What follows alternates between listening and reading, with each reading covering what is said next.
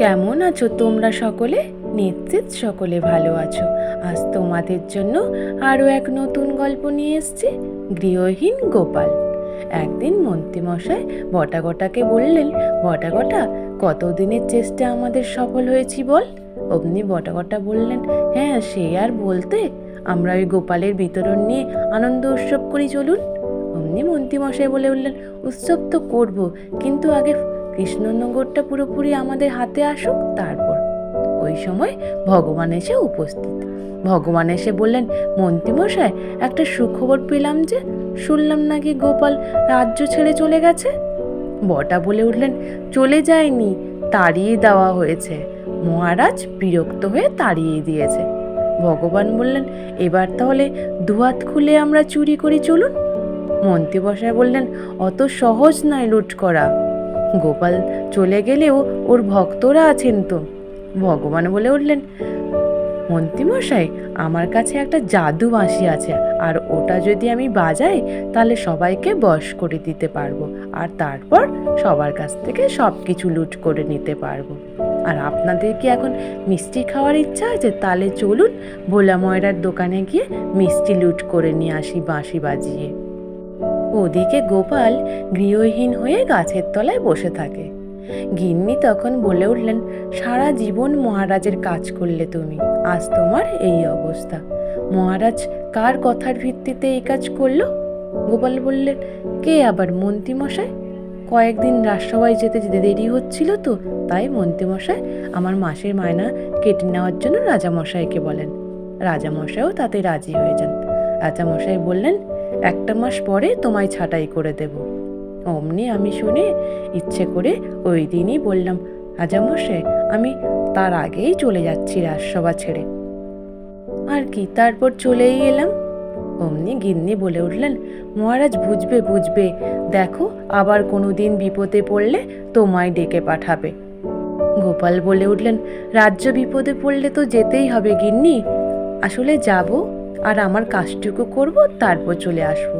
ভাবছি সারা জীবনটা আমি এখানেই কাটিয়ে দেব, আর নতুন করে সব কিছু শুরু করব। গিন্নি বললেন, পারবে তুমি নাতি নাতনিদের ছেড়ে থাকতে? গোপাল বললেন, এটাই তো সমস্যা গিন্নি, ওরা যে আমার মন জুড়ে রয়েছে। ভাবছি আমরা সবাই মিলে এই গ্রামে থাকবো। দেখি গ্রামের মোড়লের সাথে কথা বলি, বাকি জীবনটা যদি এখানেই কেটে দিতে পারি। এইদিকে গোপালের নাতি নাতনি গোপালের বাড়িতে গিয়ে একা একা বসে থাকে আর বলে, দাদু নেই, খুব মন খারাপ করছে। দাদু দিদা যে কোথায় চলে গেল, আর কবেই যে আসবে তাও জানি না। দাদু দিদা কি করে আমাদের ছেড়ে আছে বলতো? আমরা রোজ আসবো এখান থেকে, খুঁজে যাব দাদু দিদা এসছে কিনা। ওদের গোপাল দাদুদের জন্য খুব মন খারাপ হতে থাকে। এইদিকে ভোলা ময়রার দোকানে গিয়ে মন্ত্রীমশাই আর বটা গটা আর ভগবান বাঁশি বাজিয়ে সমস্ত মিষ্টি লুট করে নেয়। তারপর ওরা রাজামশাইয়ের রাজসভায় যায়। ওখানে গিয়ে মন্ত্রীমশাই রাজামশাইকে বললেন, রাজামশাই, আজ খুব ভালো দিন, আজ রাজসভা থেকে দুষ্টুকরো বিতরিত হয়েছে, তাই চলুন আমরা আজকে বাঁশির আওয়াজ শুনি। মশাইয়ের কথা শুনে রাজামশাই বললেন, ঠিক আছে তাহলে বাজাও। ওই সময় বটা গটা আর মন্ত্রীমশাই ওরা সকলে কানে তুলো দিয়ে দেয়। তারপর ভগবান বাঁশি বাজাতে শুরু করে।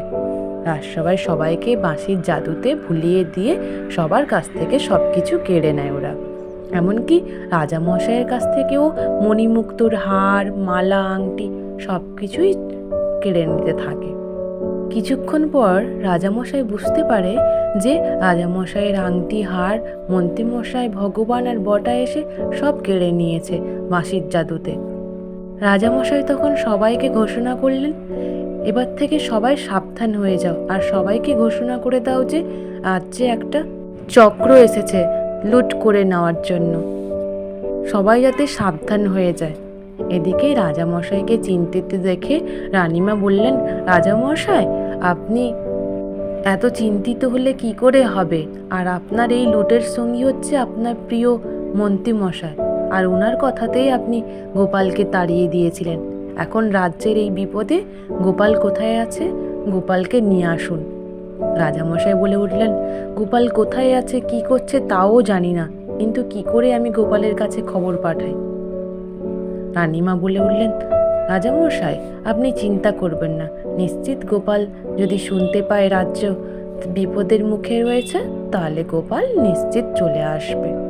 এদিকে গোপাল গিন্নিকে নিয়ে রাতে থাকার ব্যবস্থা করে পরদিন সকালবেলা গোপাল বললেন, গিন্নি আজ একটু নাতি নাতনির সাথে দেখা করে আসি। অমনি গোপাল বেরিয়ে পড়লেন নাতি নাতনির সাথে দেখা করার জন্য। গোপাল ওদের দেখতে পেয়ে বললেন, কি গুলটে পুটি, তোরা আজকে পাঠশালায় যাসনি? অমনি গুলটে পুটি বলে উঠলেন, দাদু তুমি এসেছো? গোপাল বললেন, কি হয়েছে রে, তোরা এমন করে কথা বলছিস? অমনি গুলটে পুটি বলে উঠলেন, দাদু তুমি চলে যাওয়ার পরে মন্ত্রীমশাই বটা ঘটা আর ভগবানকে নিয়ে জাদুর বাঁশিতে সবাইকে ভুলিয়ে দিয়ে সব কিছু লুট করে নিচ্ছে, এমনকি মহারাজের কাছ থেকেও লুট করে নিয়েছে। শুধু তাই নয়, পণ্ডিত মশাইয়ের কাছ থেকেও সব কিছু লুট করে নিয়েছে। গোপাল বললে, ও আমাকে তাড়িয়ে দিয়ে এইসব হচ্ছে, আজ আমি রাজসভায় যাব, দেখাচ্ছি মজা ওদের। এদিকে মন্ত্রীমশাইরা সবাই রাজসভায় লুট করতে যাওয়ার জন্য আবার প্রস্তুত হচ্ছেন। ওদিকে গোপালও প্রস্তুত হয়ে আছেন।